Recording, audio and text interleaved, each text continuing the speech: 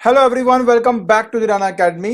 सो last lecture के अंदर हमने राइट एंगल्ड आइसोसेलेस प्रिज्म के बारे में स्टडी किया था। तो आज के लेक्चर के अंदर मैं उसके जो बाकी के दो टाइप्स है, that is right angled and equilateral prisms को मैं डिस्कस करने वाला हूं। तो बिना कोई टाइम वेस्ट किए चलिए शुरू करते हैं। तो सबसे पहले आज हमने जो डिस्कस करना है वो है total internal reflection through a prism where each angle is 60 degree, मतलब एक इक्विलेटरल प्रिज्म। तो देखिए, सबसे पहले हमारे मन में ये आता है कि मुझे ऐसे प्रिज्म की जरूरत क्या है। तो देखिए, हमने लास्ट लेक्चर में पढ़ा था कि जब हमारे पास राइट एंगल्ड आइसोसेलेस प्रिज्म है तो उसका तीन तरीके से हम इस्तेमाल करते थे। पहला, अगर आपने उसको 90 डिग्री से डेविएट करना है रे ऑफ लाइट को, तब हम उसका इस्तेमाल करते थे। या 180 डिग्री से टर्न करना है रे ऑफ लाइट को, या किसी भी इमेज को इन्वर्ट अगर करना है तो उसके लिए हम राइट एंगल्ड आइसोसेलेस प्रिज्म का इस्तेमाल करते थे। तो इक्विलेटरल प्रिज्म का इस्तेमाल तब होता है अगर मुझे अपनी रे ऑफ लाइट को 60 डिग्री से टर्न करना हो। ठीक है, अब ये कैसे होता है तो जल्दी से पहले हम वही देख लेते हैं। तो क्योंकि ये इक्विलेटरल ग्लास प्रिज्म है, तो देखिए ये जो एंगल है ये आपका 60 डिग्री का होगा, ये वाला जो एंगल है ये आपका 60 डिग्री का होगा, और ये वाला एंगल भी आपका 60 डिग्री का होगा। अब क्या होता है, सबसे पहले तो सबसे पहले एक रे ऑफ लाइट ना आपकी बिल्कुल नॉर्मली फॉल कर रही है पहले फेस पे। देखिए, हम इसका नाम दे देते हैं, ये मेरा ए है, ये मेरा बी है, ये मेरा सी है। तो देखिए, अब क्या है कि इसमें एक रे ऑफ लाइट आपकी नॉर्मली फॉल कर रही है इस सरफेस या इस फेस ए बी पे। सो क्योंकि ये नॉर्मली फॉल कर रही है तो बिना किसी डेविएशन के वो आपका पास करेगा from one medium to another medium. अब प्लीज थोड़ा ध्यान से देखना, ये 60 डिग्री है, ये आपका ऑटोमेटिकली 90 डिग्री हो जाएगा। अगर ये 60 और ये 90 है तो ये एंगल आपका हो गया 30 डिग्री का। ठीक है, लेकिन हमारा जो एंगल ऑफ इंसिडेंस होता है वो नॉर्मल के साथ होता है, ना कि सरफेस के साथ। तो हम क्या करेंगे, हम यहां पर सबसे पहले एक नॉर्मल क्रिएट करेंगे, जैसे मैंने यहां पे किया। अगर ये एंगल 30 डिग्री है तो ये वाला एंगल आपका होगा 60 डिग्री का।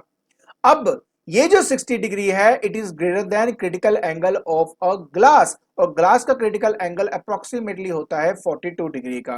राइट, अब इस केस में total internal reflection will take place, because देखो दोनों कंडीशन फुलफिल हो गई। पहला, वो डेंसर से रेयर जा रहा था। दूसरा, angle of incidence greater than critical angle है।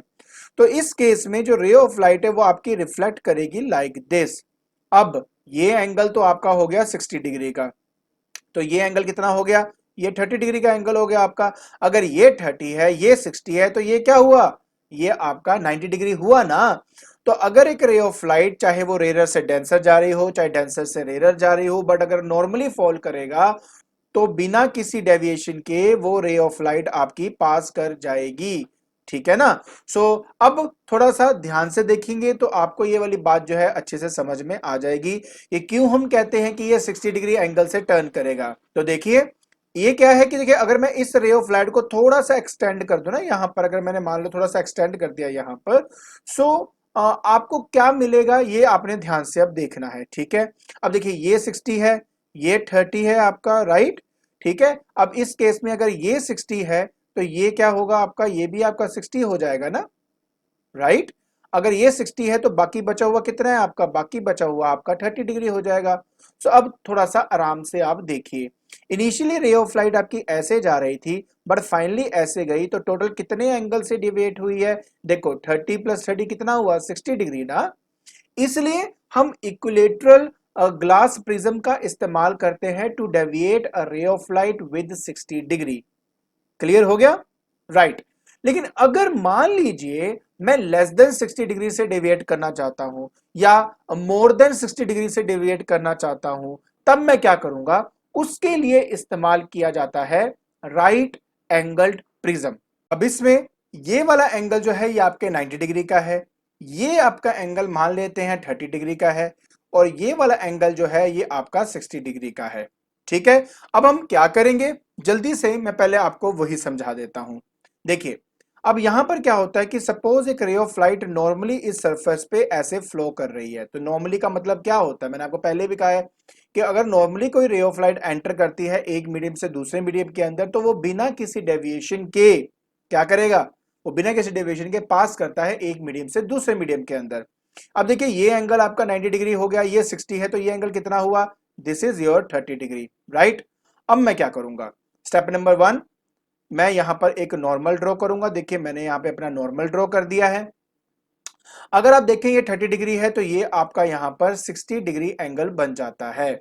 अब क्योंकि रे ऑफ लाइट आपकी जा रही है डेंसर से रेयर मीडियम और एंगल ऑफ इंसिडेंस आपका 60 डिग्री है which is greater than critical angle, तो total internal reflection will take place. देखिए total internal reflection will take place का मतलब होता है लाइक दिस।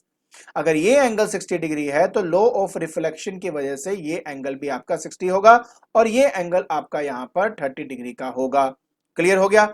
अब देखिए अब फिर से ये आपका डेंसर से रेयर जा रहा है, बिल्कुल जा रहा है जी, कोई इसमें शक वाली बात नहीं है।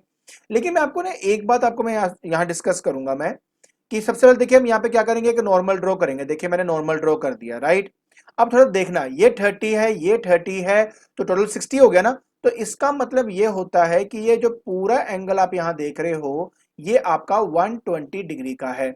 अच्छा ठीक है, नॉर्मल लाइन अपने सरफेस के साथ 90 बनाता है, तो ये बचा हुआ एंगल कितना हुआ, ये आपका यहाँ पे 30 डिग्री हुआ। तो आप यहाँ क्या देख रहे हो, आप यहाँ पे ये देख रहे हो कि आपका यहाँ पर जो एंगल ऑफ इंसिडेंस है that is less than critical angle, और क्योंकि ये लेस देन क्रिटिकल एंगल है तो अगर ये डेंसर से रेयर जा रहा है तो normal refraction will take place and it will bend away from the normal like this.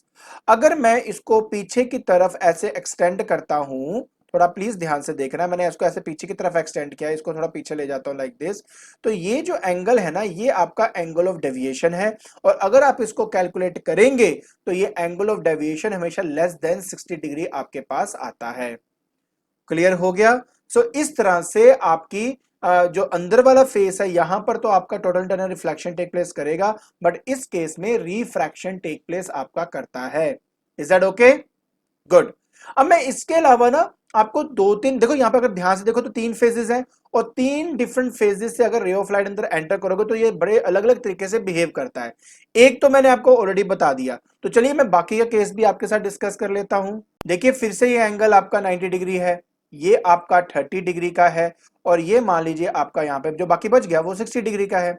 अगर एक रे ऑफ लाइट, पहले नीचे से ऊपर लेके गए ना, अब यहां से लेके जाएंगे, अगर एक रे ऑफ लाइट आपकी ऐसे फॉल कर रही है नॉर्मली इस सरफेस के साथ, तो बिना किसी डेविएशन के ऑफ कोर्स क्या करेगा, वो ऐसे इसके थ्रू पास कर जाएगा ना बिना किसी डेविएशन के। तो अब देखो ये 30 है, ये 90 है, तो ये एंगल कितना हुआ, ये आपका 60 डिग्री हुआ। अगर मैं इस केस में नॉर्मल को ड्रॉ करूं तो ये वाला एंगल आपका 30 डिग्री आता है which is less than critical angle. इसी वजह से रे ऑफ लाइट आपकी bend away from the normal ऐसे बेंड कर जाती है और नॉर्मल रिफ्रैक्शन टेक प्लेस करती है। तो इस कंडीशन के अंदर कोई भी टोटल इंटरनल रिफ्लेक्शन आपका टेक प्लेस नहीं करता। क्लियर हो गया, बहुत बढ़िया। अब देखिए अगर एक रे ऑफ लाइट सपोज करो, अब फिर से मैं बता देता हूं, देखिए ये आपका 90 है, ये आपका 60 डिग्री का हो गया, और ये एंगल हो गया आपका 30 डिग्री का। क्लियर। अगर एक रे ऑफ लाइट आपकी नॉर्मली ऐसे अगर फोल्ड कर रही है इस फेज से, इसको भी ध्यान से देखना प्लीज, इस केस में देखो नॉर्मली कर रही है तो बिना किसी डेविएशन के ये पास कर जाएगा, कोई बड़ी बात नहीं है। यहां पर आपका 90 है तो ये क्या बन गया आपका 60 डिग्री बन गया। तो लेकिन हम नॉर्मल के साथ देखते हैं ना, तो देखिए नॉर्मल के साथ देखो तो ये 30 डिग्री बन रहा है which is again less than critical angle. तो इस कंडीशन में again it will bend away from the normal like this, ठीक है ना। तो इन दो केसेस में कोई भी total internal reflection take place नहीं कर रहा। आपने एक चीज गौर करी, मैं जब यहां से रे ऑफ लाइट लेके आ रहा हूं तो कोई भी total internal reflection take place नहीं कर रहा। लेकिन अगर वही मैं रे ऑफ लाइट ना नीचे की तरफ से लेके आऊं, सपोज मान लीजिए मैं ऐसे लेके आता हूं आपका 90 डिग्री पे, तो देखिए बिना किसी डेविएशन के रे ऑफ लाइट आपकी स्ट्रेट ऐसे जाएगी ना। अब थोड़ा प्लीज ध्यान से देखना, ये 90 है, ये आपका क्या है 60 डिग्री था, और ये वाला आपका है 30 डिग्री, ठीक है ना। अब देखिए इस केस में देखिए ये तो 90 हो गया, तो ये क्या हो गया 30 डिग्री हुआ ना आपका।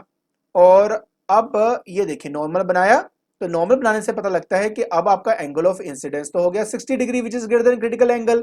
इस केस में total internal reflection will take place और रे ऑफ लाइट आपकी इस तरह से चली जाती है। ठीक है, अब ये एंगल कितना 60 हुआ, तो ये एंगल कितना हुआ आपका 30 डिग्री का हो गया, 30 डिग्री हुआ। और अगर मैं इस एंगल की यहां पे बात करूं इस केस में तो ये 60 डिग्री हो गया। तो अब नॉर्मल बनाएंगे, और क्या करना है, हमने नॉर्मल बनाया। हमने नॉर्मल बनाने से पता लगा यार ये एंगल तो 30 डिग्री का है, which is again less than critical angle. और इस कंडीशन के अंदर ऑब्वियस क्या होगा, रे will bend away from the normal like this ना। तो आपका जो रे ऑफ लाइट है वो रिफ्रैक्ट हो जाती है जब वो इस सरफेस से स्ट्राइक करती है। अब इस पर्टिकुलर कंडीशन के अंदर अगर मैं अपनी एंगल ऑफ डेविएशन देखूं ना, तो वो हमेशा आपकी ग्रेटर देन 60 डिग्री आती है। ठीक है। सो कहने का मतलब क्या हुआ कि इस कंडीशन के अंदर आपका एंगल ऑफ डेविएशन क्या है, लेस देन 60 डिग्री। और अगर मैं इस तरह से फोल्ड कराऊं तो आपका angle of deviation greater than 60 degree आता है। आई होप आपको ये जो डिफरेंट टाइप ऑफ प्रिज्म्स हैं और उनके रे डायग्राम समझ में आ गए होंगे। ठीक है। तो आज के लेक्चर के अंदर हमने टोटल रिफ्रैक्टिंग प्रिज्म के जो बाकी के दो टाइप्स हैं उनको हमने डिस्कस कर लिया है। देखिए बहुत सिंपल सा हमने यहाँ पे स्टडी किया है कि देखो अगर हमारे पास कोई भी मान लीजिए रे ऑफ लाइट है, ठीक है ना, अगर वो आपकी फॉल कर रही है इन सच अ मैनर कि अगर वो आपका एंगल ऑफ इंसिडेंस जो है वो ग्रेटर देन क्रिटिकल एंगल अगर आपका आ जाता है तो total internal reflection take place करेगा। अगर लेस देन क्रिटिकल एंगल आता है तो हाँ, ये बात कंडीशन पक्की होनी चाहिए कि डेंसर से रेयर ही जाए बस वो, ठीक है ना। तो उस केस में क्या होगा, नॉर्मल रिफ्रैक्शन टेक प्लेस करेगा अगर angle of incidence less than critical angle है आपका। क्लियर हो गया। तो देखिए ये जो सब चीजें मैंने आपको बताई हैं, आई होप आपको वो समझ में आ गया होगा। तो अब आपने क्या करना है, जल्दी से डिस्क्रिप्शन बॉक्स में जाइए और यहाँ के जो नोट्स हैं वो आप अपने डाउनलोड कर लीजिए। अगर आपको मेरी वीडियो पसंद आ रही है please like it, share it and subscribe it. आज के लिए बस इतना ही। Thank you so much.